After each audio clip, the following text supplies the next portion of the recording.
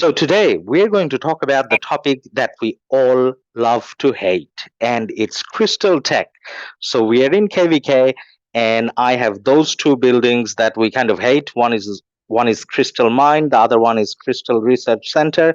Now I did manage to get both of them at level 25, and this is where my tech kind of looks like at the moment. So I have done most of the basic techs, and then I'm trying to work towards the sixth March option. Now, is there a smarter way of going about it? There definitely is. The smartest way is don't spend anything on Crystal Tech. But then, if you're not smart, if you're like me, where you make bad decisions in life, such as downloading RoK and spending on RoK, then this is a video you need to watch.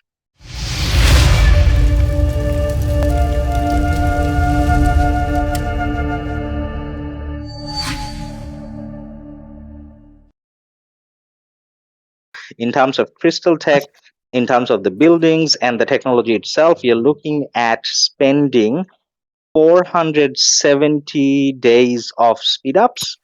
That's research and building, so that's not a worry actually for most people. But then you're looking at the crystals required. Now you need about 117 million crystals if you're looking at maxing crystal tech. And then in the process you get about 500 coins, and you can use the coins to buy items from the shop.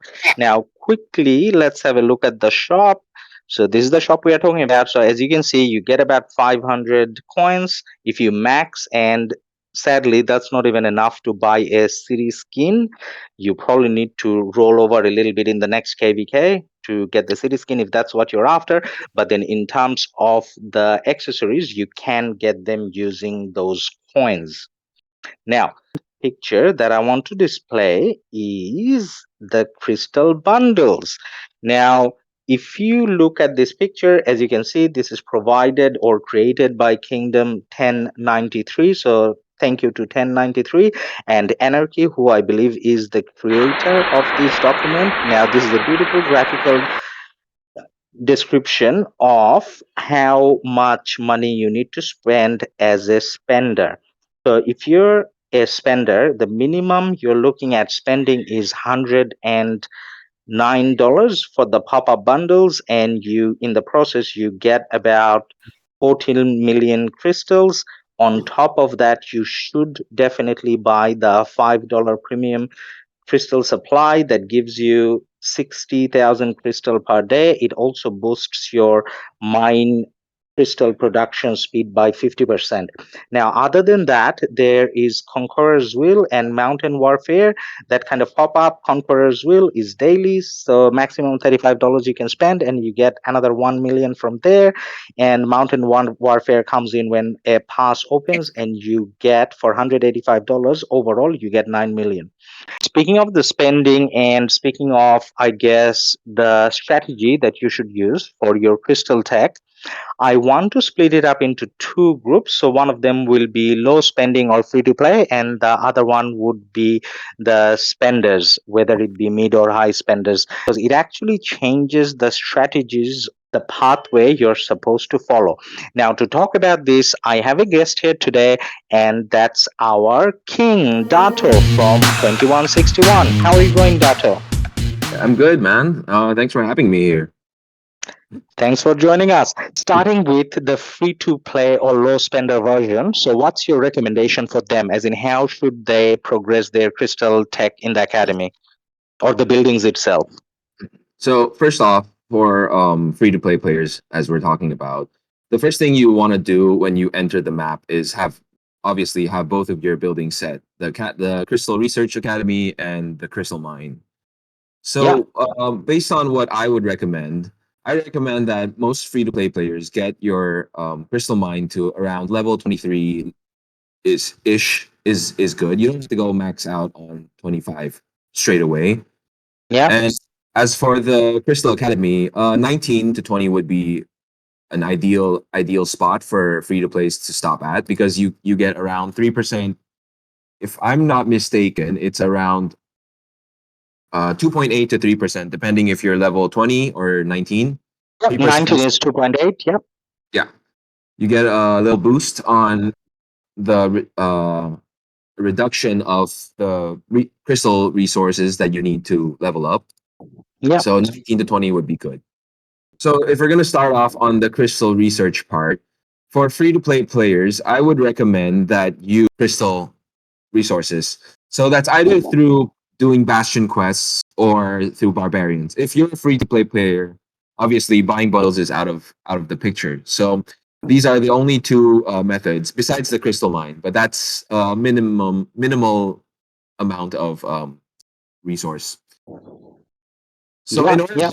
to be able to efficiently farm up crystal to level up your tech, barbarians and bastion quests are the way to go. And Hmm. the Kahar, the special barbarian that comes with the bone flute.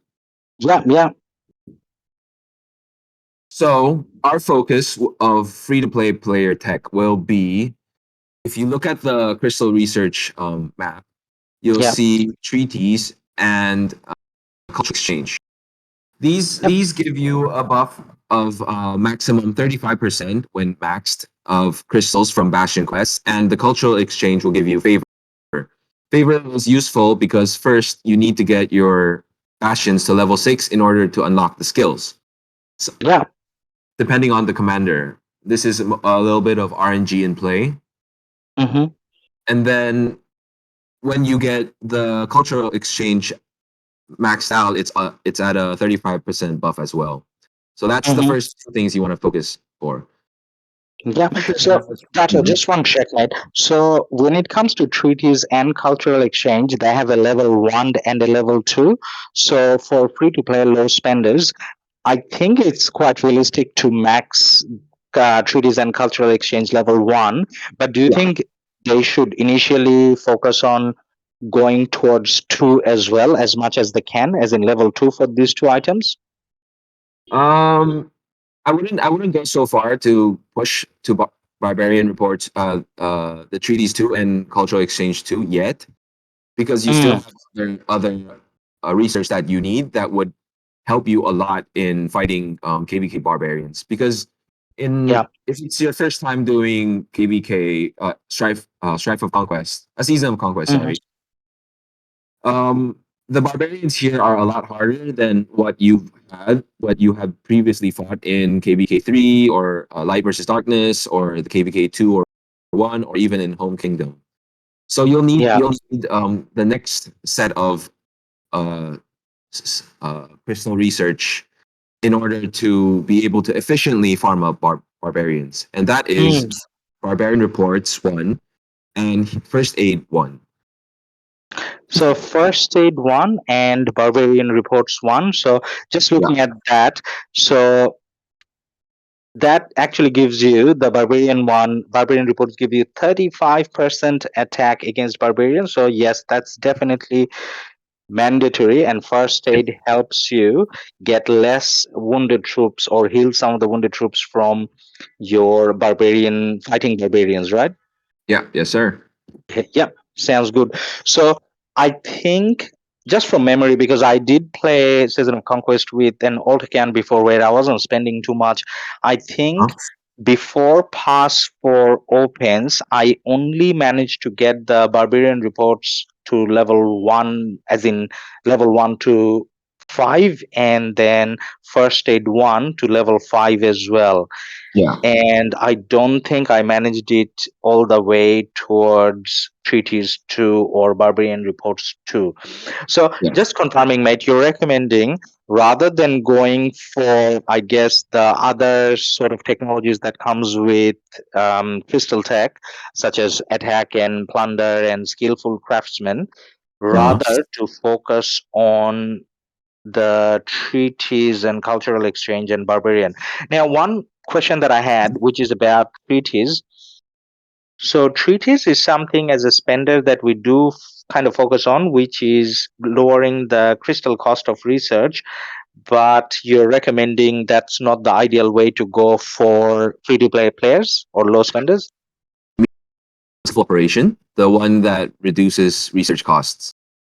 Yeah, So for that one, I would recommend you do the first one as well. But if you haven't had, that's the second priority, I would say. yeah, yeah, You should have Barbarian Reports, First Aid, because you need Barbarian Reports um, if you want to get skillful operation, right?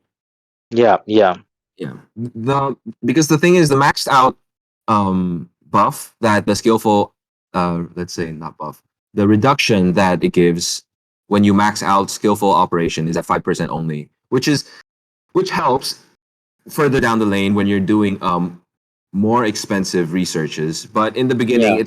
it's not a priority for low free to play spenders or even low spenders. Yeah, now I kind of agree because the Mhm. crystals that you're gonna use to reduce the cost by only 5% is probably not worth economically speaking, Yeah, because you're yeah. not, that's probably more for players who are going to go much further down in the technology tree. Now, speaking of that, what about spenders? So what path do you recommend for spenders? So for spenders, I would say you can, if you're gonna go all out on Crystal Tech in the beginning, skillful Mhm. operation one and two is ideal. The first two things you should do. Actually, before that, Dato, so in Yeah. terms of the Crystal Research Center and the mine, if you're a spender, you want to take both of them to level 25, right? Oh yeah, yeah, for sure, for sure. Okay. So the first thing, so I'm just getting some reassurance on what I did. So I took both of them Uh-huh. to 25. That was the first step. And then I started looking at research. So you're mentioning the first research we want to look at is skillful operations. Yeah, that's right. Yeah. Because once you get the Crystal Research Center to 25, level 25, you already get a 5% crystal cost reduction. And then Yes. once you get into the crystal research, the first thing you should go for is skillful operation to level 5. So that'll give you a total of 10%, Okay. 10% discount. Mm. Yeah. So skillful operation. Now, after skillful operation, just asking, do we then go towards skillful operation 2, or is there anything else in the middle that we need to go for? Well, if you're medium spender, I would say medium to high spender, I think skillful operation 2 is a good thing to go for up to level 7, because after Yeah, level 7 you'll you'll have to backtrack and then go for other crystal tech in order to progress. advance, yeah, progress Yeah. into skillful operation again. So getting skillful operation to level 2 would be ideal as well. Okay. So thank you for that assurance again. So I'm just showing on the screen, which you can't see, that Mhm. I did skillful operation to level 5. I mean, Uh-huh. skillful operation 1 to level 5. And then when it came to skillful operation 2, I got it to level 7. And this is just our day 1. Yep. And then I started focusing on favor, as in, I forgot the name, treaties. Then I started focusing on treaties and cultural exchange, Yeah. hoping that sometime today we'll have access to bastions, then I can kind of start doing it. So is that how you would go as well, or is there a separate priority after skillful operation? Yep. That's the same for me. I would also go for treaties and cultural exchange first, because you want to get that bastion going. You want to first unlock the skill. You want to get higher amounts of favor stacking, and Mm. then you want to get more crystal from the bastion quest as well. Yeah. And then what's your third priority then? For me, the third priority would be barbarians, because at the beginning of KvK, obviously there's not going to be much fighting. Yeah. EP style fighting. It's all going to be PVE, flag building, etc. So Barbarian Reports one and two, first aid one and two would be ideal. First aid is really good if you're doing Richard YSG, Chain Yeah. Barbarian. Yeah. That's um, required for Mm. Chain. Yeah. Cool. Now, one other topic that I was a little confused about myself is plunder. So plunder is where you defeat cars and then you get extra crystals. Now it doesn't give you too much extra, but Yeah. then if you, well, actually it's not bad. It gives you up to 35% extra. So as a spender, let's say medium to high spender, should I be focusing on plunder before pass 4, or should I be focusing on expanded formation 1, which gives you the extra march, as in the sixth march? For me, I would, if you're a medium to high spender, I would focus on expanded formation first to get six march out. Because the thing with Mm-hmm. Plunder is you can always save up those bone flutes, and then you Yeah. can deploy at around 4 or 5. I think I've seen even 6, and then have, for example, a Richard YSG or a Guan YSG just Yeah. chain farm all of the Kahars. So Yeah. by the time you're ready to chain them, if you have a good amount of bone flute stacked up, then that's the Mm. time where you can load your crystals into Plunder, so that you Yeah. can get most benefit out of most crystals out of the Kahars. Cars. Yeah. Now, in the process of working towards the sixth march, you will see that once you're at a stage, what I was showing on the screen, you will see Uh-huh. that it has a requirement displayed in terms of what you need to get. So after you have done everything that Dato mentioned in that order, then you start focusing on the sixth march. But then it's the decision is not yours anymore. Then it's the game's decision, because the game is going to say what the prerequisite is, Yeah, and then you kind of work backwards, right? yeah, that's true. Okay. Basically, what we're all saying here is what you should work towards. And once you are at a detour when you have to go back and uh, level up your previous research, then of course you have to Mm. go back and yeah, level up. Hmm. Cool. Thanks a lot for that, mate. Now, one other thing that I'll mention, and this is something I faced last time. So, if you're a high spender or medium to high spender where you are planning to be the rally or garrison leader, and if you know what specific rally or garrison you're going to be doing, then one other decision you can take around this time is your attack boosts for that troop type. So, say for example, in my case, I recently maxed Amani and Artemisia, so I'm going to be garrisoning with archers. So, for me, as much as it may not be a requirement to get my sixth march, it may not be a bad idea to work on the archer attack. Now, attack is not necessarily the best stats, but if you take something to level 10, I think you can go up to level 9 without investing too much, and that gives you 11% extra attack from improved bows, which is the third level. So you get level at the third level, you get 11% extra. Yeah, At the second level, going up to 9, you get another 7, or if you take it to 10, you get 10. So basically what I'm trying to say is it adds up to more than 30% stats yeah, in terms of your attack. So if you are focused on one specific troop type, rally or garrison, that may be another option rather than a sixth march. yeah. That Because would be I, that would be ideal. Hmm. yeah, ideally you would want to have both, but then if you're talking about before pass 4 opens, I think even if you're spending quite a lot, you kind of have to choose one or the other. Yeah, you can't really, you won't have, unless you're chaining barbs 24/7. Yeah. Otherwise, you won't have enough crystals to get everything, to get all the different troop types, attack buffs up, and then have a sixth march. Yeah. Hmm. Now, mate, two questions. One of them, these are the last two questions. One of them is a little bit easier, and the other one is a bit more controversial. So we'll start with the easier one. So, Mhm. when it comes to free to play players, do you recommend them doing forts in KvK, or do you recommend them doing barbs? Because I don't think it's realistic for free to play try to chain barb because of the tech situation and harder barbs. Yeah. So, which Um, one is your pick? I would recommend people do barbs, because barbs Mhm. also drop off a lot of materials. Yeah.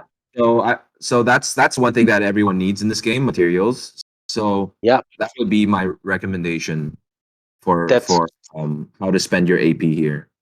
cool. That's good. Now, going to the controversial one. So, on the screen, I have expanded formations 2, which is the 7th March. Now, the controversial question is, do you think Crystal Tech is ruining the game? People being able to get up to 7th March and low spenders not having much of a role in open field anymore. What's your call on that? I think seen last